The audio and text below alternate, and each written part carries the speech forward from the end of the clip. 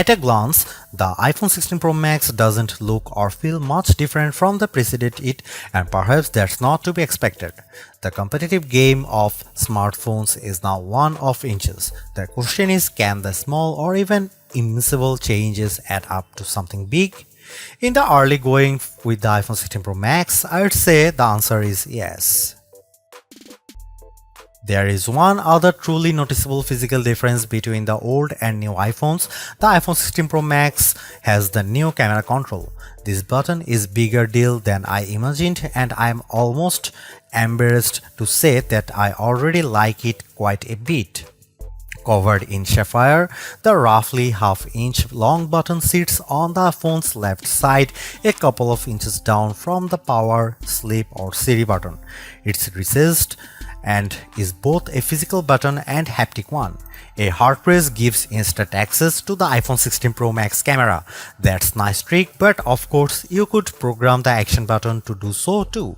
However, when I pressed lightly on camera control, I felt a little haptic vibration and then could sweep up and down on the button to quickly switch between the phone's cameras. If I lightly pressed twice, I gained access to deeper image controls.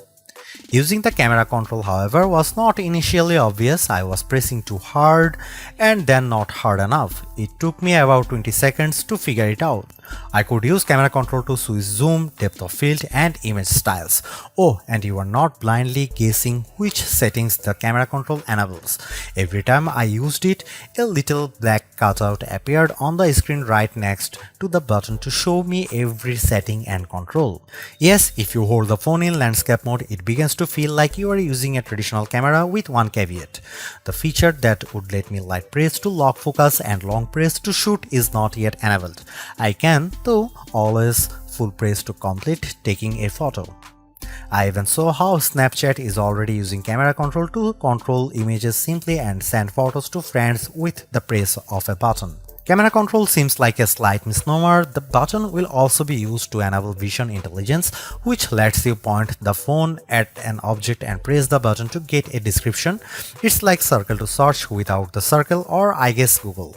As I noted above, the button is recessed and I found that it's quite hard to trigger it accidentally. That's a good thing. Siri has an all-new look and she now makes the iPhone 16 Pro Max screen glow when you summon her. The effect is beautiful on the big screen phone. It was a loud room, so Siri only caught part of my request. I think I asked for her to show me a photo of where I am, but she only heard where I am and quickly brought up my location. Is this the best iPhone Apple has ever made? Possibly. It will certainly claim a spot near the top of our best iPhone list and maybe even best smartphones. I will offer my definitive take when I finish my full review. Thanks for watching. See you in the next one.